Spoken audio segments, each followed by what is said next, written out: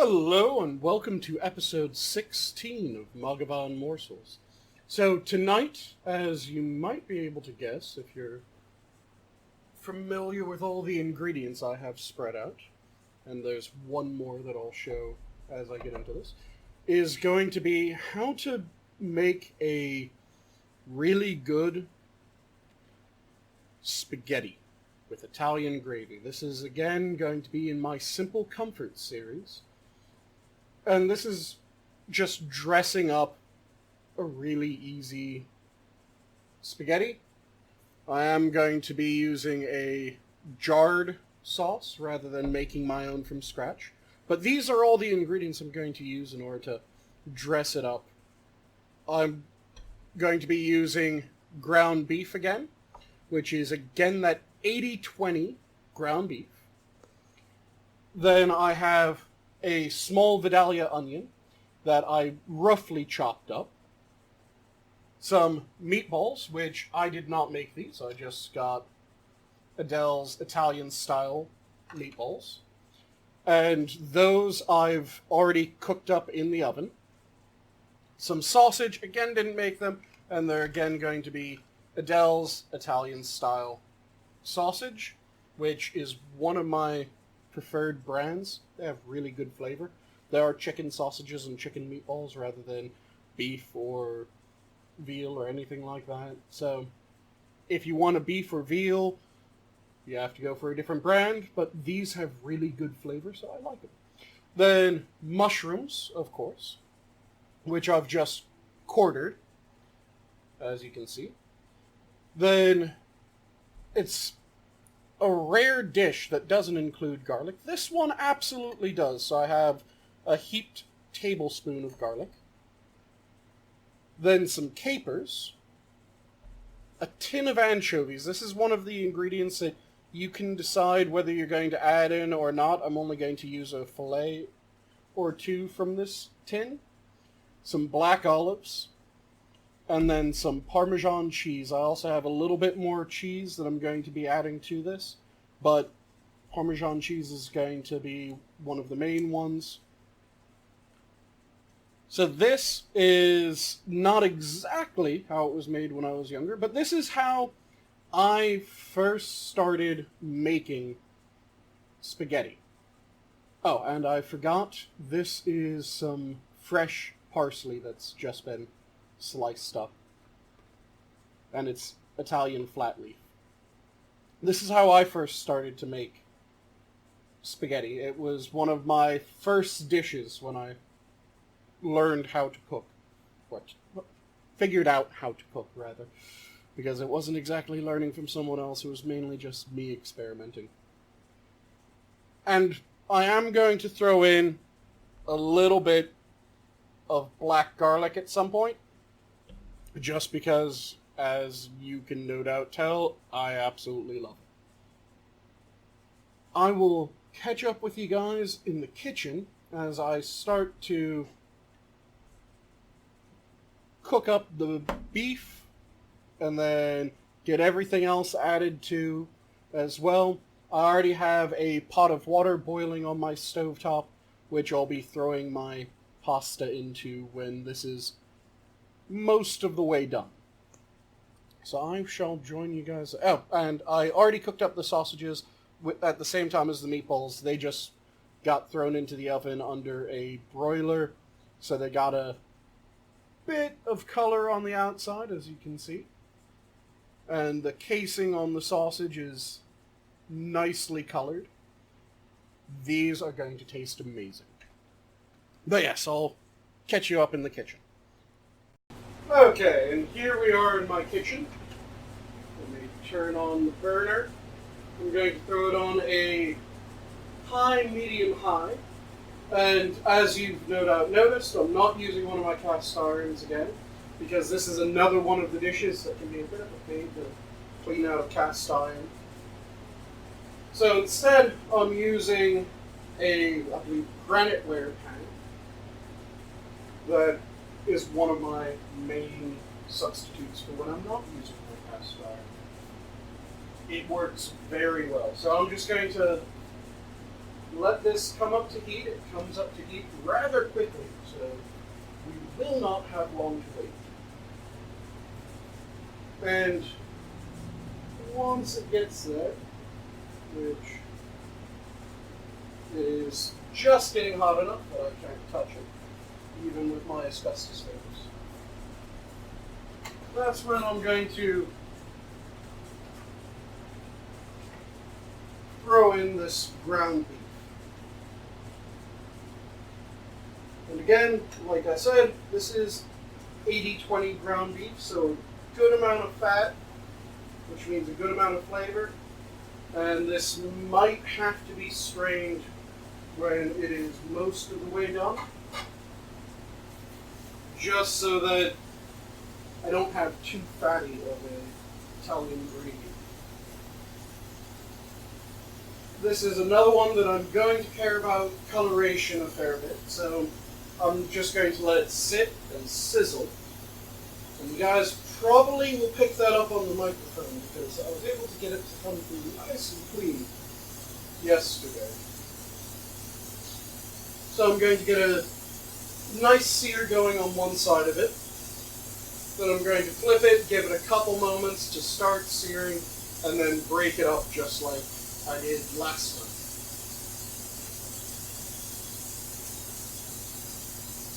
Once this ground beef is seared up to my liking, and like I said, most of the way cooked through, I'll see how much liquid there is. If I need to drain fat, I need to drain fat. And again, I'm going to use a fat storage container that I have set up to the side, and just a fine sieve so I can pass the liquid through without getting rid of any of my ground beef. Let's see. So it's getting a nice bit of coloration. I'm going to let this sit for a few moments before I start breaking it up, just so I can get some coloration on this side as well. The order is going to be fairly straightforward. It's going to be beef, because that's entirely raw. Then to the beef is going to be added onion. The onion is going to be cooked until it just starts to turn translucent. Then mushrooms go in. They're going to get tossed around, perhaps get a bit of color if I'm able.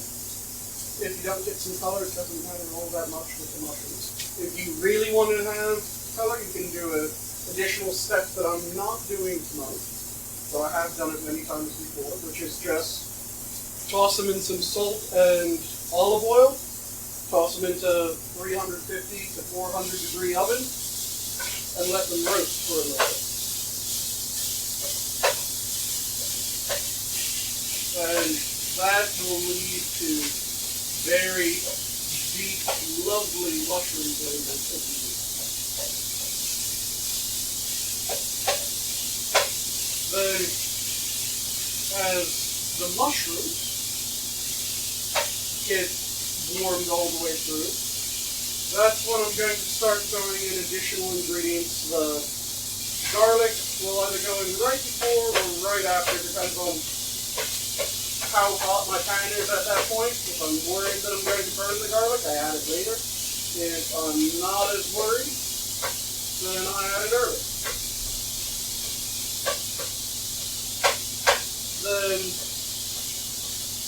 once the mushrooms are good, the meatballs and sausages are going to go back in, followed by that jar of sauce.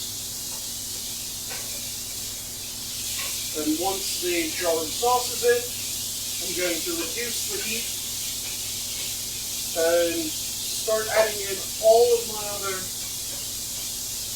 ingredients bit by bit. So that's probably when I'm going to add some of the black garlic, and when I'm going to add in some of the cheese to liven up the sauce a bit. The fresh parsley will be going in towards the very end, much like how I did with the stroganoff that I did on my show in episode, what was it, 14? Things fell behind me. Not sure why they fell. They were sitting there perfectly fine. But things.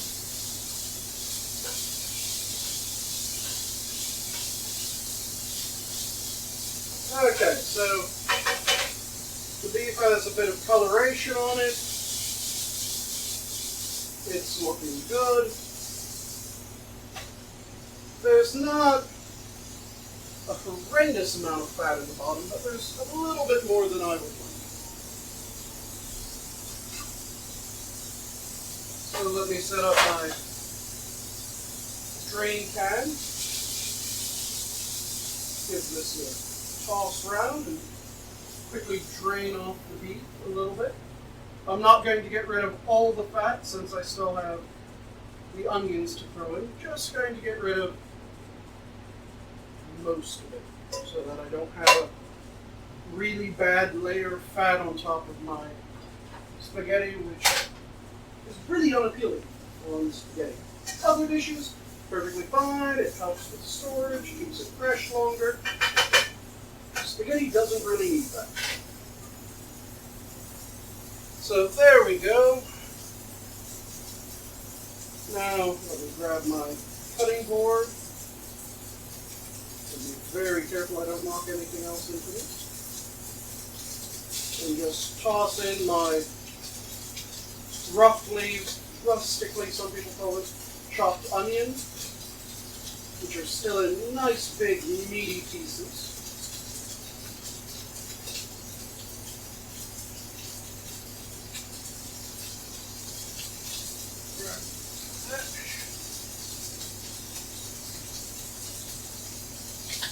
Careful I don't drop any other ingredients. There we go, all the onions in. Rearrange my cutting board. It was really nice and presentable, but it's not always the most effective way of setting up the cutting board. There we go. So, in the onion goes, that piece jumped out.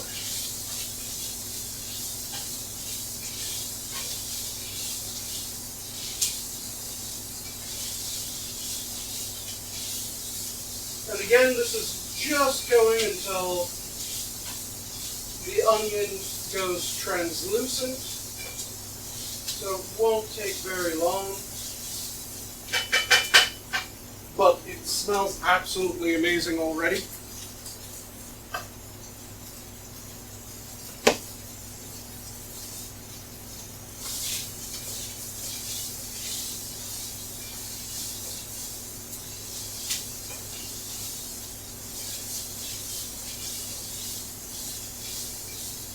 And I'm not too worried about the garlic burning at the moment, so I'm going to be adding the garlic herb.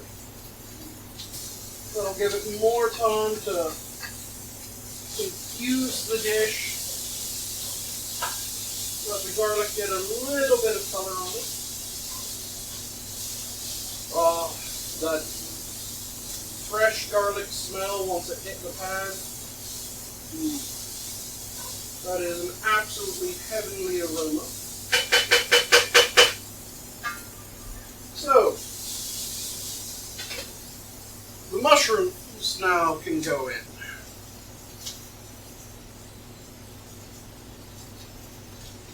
And like I said, the mushrooms, it all depends on if you want to really try to get some color on them. What I recommend is roasting them up in the oven first.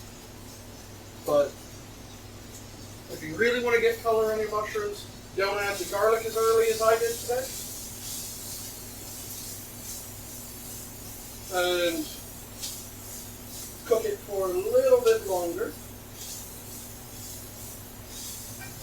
than I'm going to.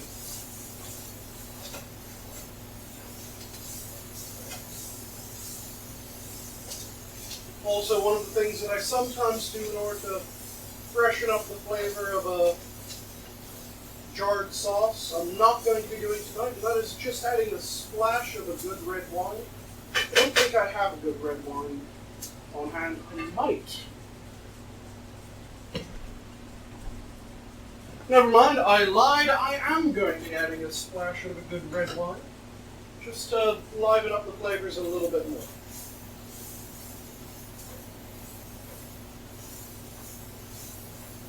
And because after adding the red wine, it's going to simmer for a little bit, it won't be boozy. Pretty much all of the alcohol will be cooked off.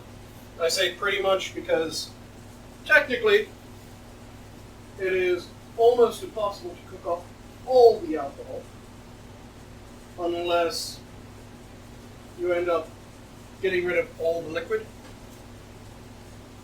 But you can get rid of the vast majority of the alcohol to the point where it is functionally not there.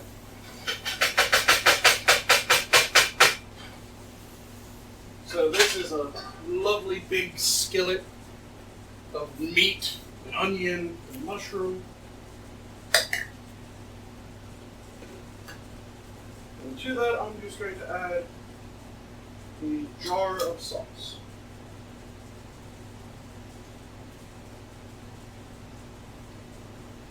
If I was planning on doing this for a long time and letting the flavors really marry together, I would go back in with some water or perhaps my wine and wash what I couldn't get out of the jar out with that. But this is going to be a fairly quick and done dinner for me. It's just a matter of adding everything in. In fact, speaking of adding everything in, let me get my pasta going. I just have a bit of a specialty pasta / asparagus pot. It's tall but not very big around. Any pot will work for getting your water heated up. I just like this one because it's not using as much water.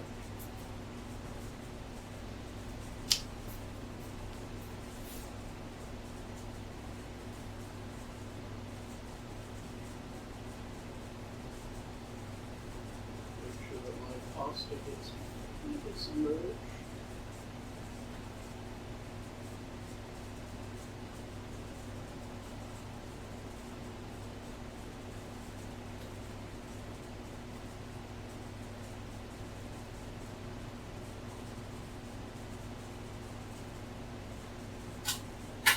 And that water that I'm cooking my pasta in has, of course, been salted. I use just a pink Himalayan sea salt because I rather like the flavor of it. It works really well as the salt for my pasta water. So that, I'm going to reduce the heat on again. Now it's a low, medium, low.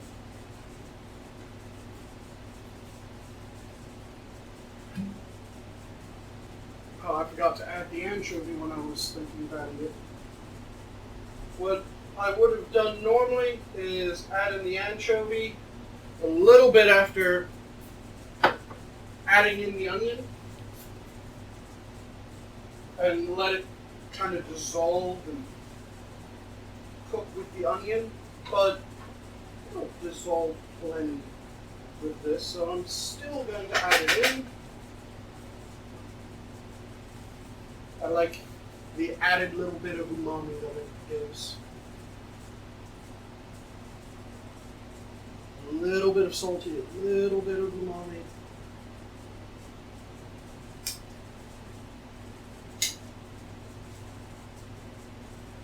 And again, this is something that if you don't like anchovies, you can decide not to add, but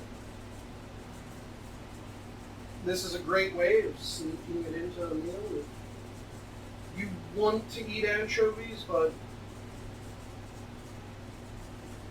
they're a bit intimidating, add in 2 fillets to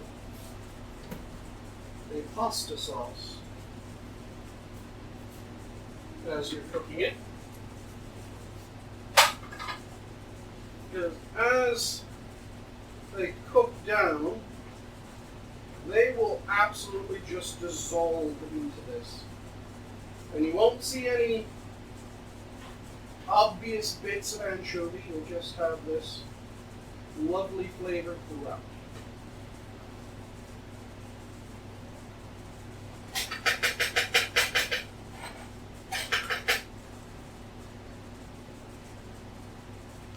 So that's going to bubble for a few moments. Let me add in a couple of my other ingredients. So now's a decent time to add the capers. Build on that briny taste that we're already starting with some of the ingredients, but not many thus far.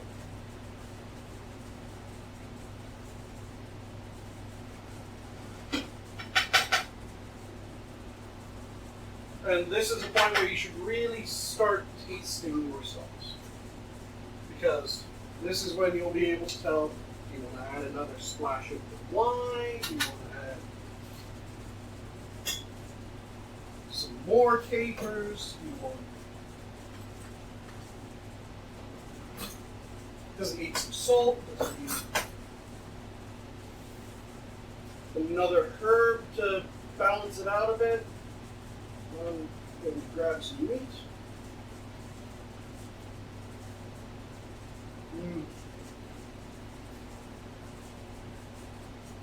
That is delicious.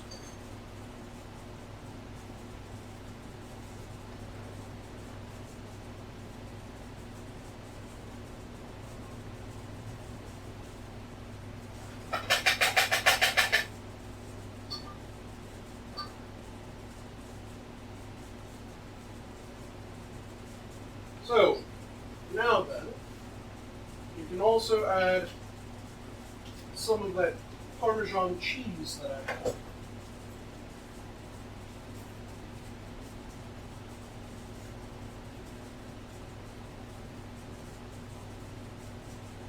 And I'm just using a standard plane grater, not a microplane or my big box grater, because this is too simple right now. You can, of course, use pre-shredded Parmesan if you want. I rather like the block of Parmesan that I just grate as I go.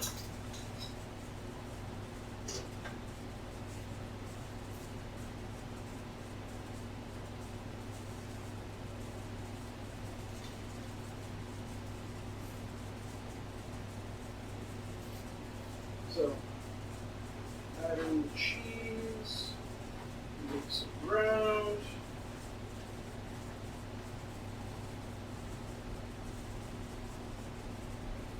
Make sure that all your flavors are blending together nicely.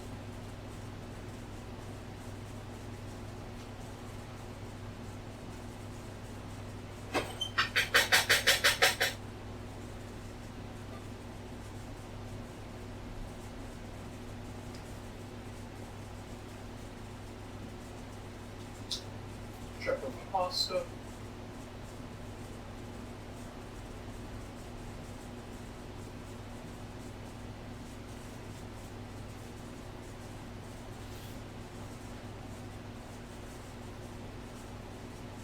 Bit more bite to that than al dente, which is what I'm shooting for with my pasta.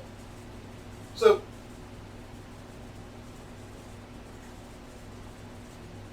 the reason why I'm calling this an Italian gravy is when you're talking sauces and you're adding a lot of meat, it goes up from just a pasta sauce, in my opinion. And to a large extent, in the opinion of many Italians, because Italian gravy is one of the terms that I heard referring to something like this. And I like it, so I use it.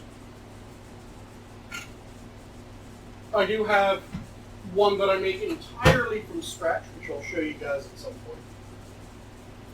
But this is Simple Comforts, and this one's fairly quick and easy to make. But it doesn't taste just like you grabbed a jar of sauce and threw it onto some noodles. Or onto some pasta. Because that's not what you did. Actually, doctored it up, made it taste really nice. It dresses it up beautifully. So, I'm going to give it another taste, see if it needs anything.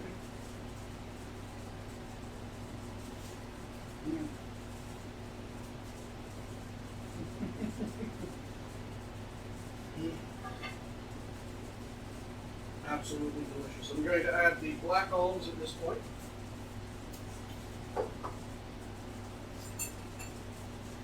As one of my fellow minions on the show said, Prospero, this is kind of like a confused sauce, doesn't know whether it wants to be a puttanesca, a bolognese, but you don't need a strict definition. You just need something that tastes really good and like how you want it. So make this sauce your own. If you like certain ingredients, add them in.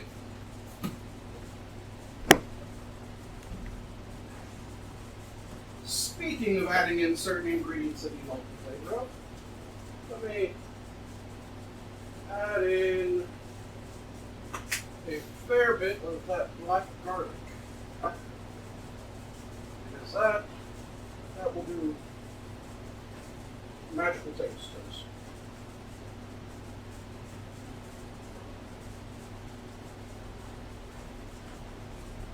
If you don't like garlic as much as I do, use less garlic. If you don't like onion, don't use the onion. If you prefer this brand or that brand of sausage or meat, use it.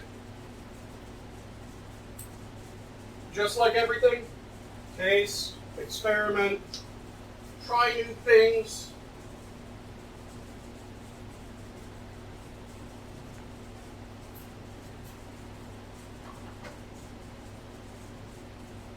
One of my earliest, one that I still make every now and then, versions of this, rather than using an Italian sausage, I did something kind of weird. I used kielbasa. It was absolutely delicious. So that's why I still do it. That goes amazingly with all the other flavors. And my pasta is just about al dente. So let me drain that off a bit and set this to the side as I finish up this sauce.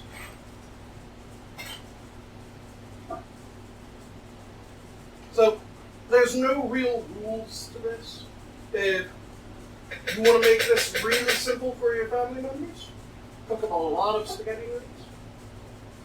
Toss all the spaghetti noodles into here, grate some more cheese, toss it around, and let it cling. If you want more of a restaurant style presentation, then plate it up the way that most people probably do, which is put the noodles down on the plate and scoop your sauce over top. I made a lot of sauce, so I'm going to do that second way. That way, the rest of this sauce I can save and make a lasagna or take the seed or something like that out later in the week. Because this can be turned into anything. It's made. You can make an unbelievable sandwich, get some garlic bread, scoop this into the center of the garlic bread. That is so good. Especially if when you're making the garlic bread, it's made specifically to do that with. What you do is you make the garlic bread, digging out a hole in the center of your bread. Then line that hole with your butter, throw in some provolone, some mozzarella. Let that melt down into the garlic bread, creating a moisture barrier. And then scoop this in,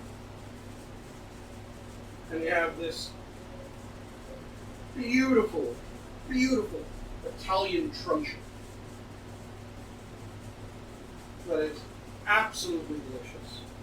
So as you're scooping this out, just make sure that you get a bit of everything. You want the meatballs, you want the sausage, you want the beef, the mushrooms, the olives, the onion, you want a little bit of everything. Because that'll just make the flavor even more amazing. So, I'll join you guys back at the desk as I have my first few official bites of this plated up nice and pretty.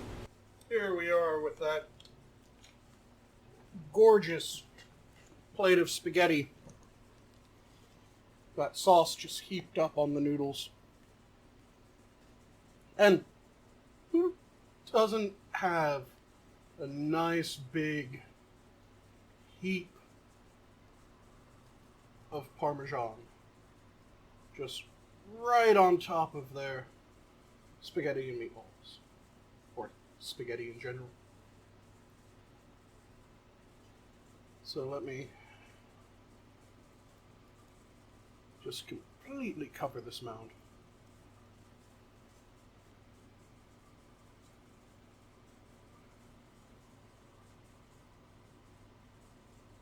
There we go.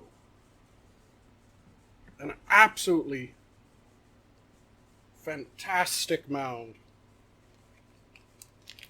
of spaghetti with just a simple jarred sauce, really dressed up and absolutely delicious. And I forgot the most important part. I'll be right back.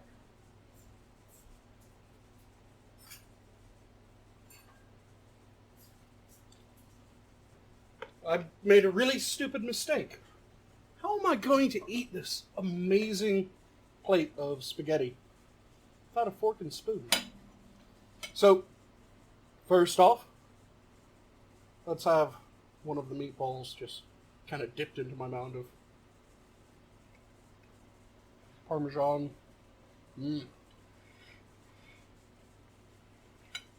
That's good.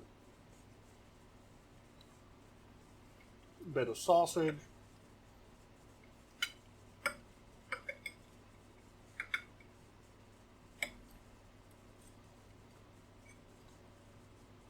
Let's get some of the pasta drawn out. Just have a piece of sausage. Get some more of that cheese.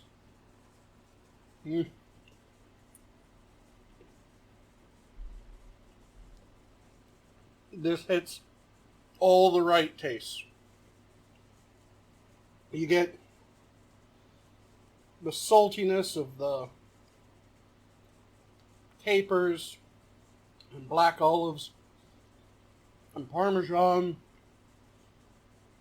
with the spice of the meatballs and sausage, which just marries together with everything. It doesn't overpower anything. You get a slight sweetness of the sauce, the meat, the meatiness of the mushrooms, the slight sweetness of the onion that was just sweated a little bit and maybe got a little bit of coloration, the bite of garlic. This is absolutely fantastic. I don't think that there's anyone out there who hasn't had a plate of spaghetti before.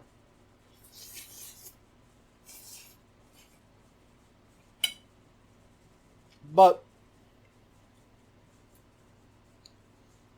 there's probably some people that haven't had it doctored up quite this way.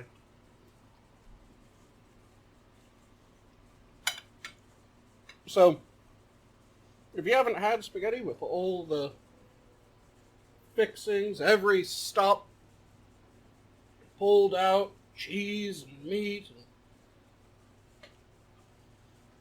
all that good stuff, give this a go. It's really easy to make. You can scale it up nicely. You can feed a large family. Your friends coming over for a dinner party or something like that, make this. No one's going to complain.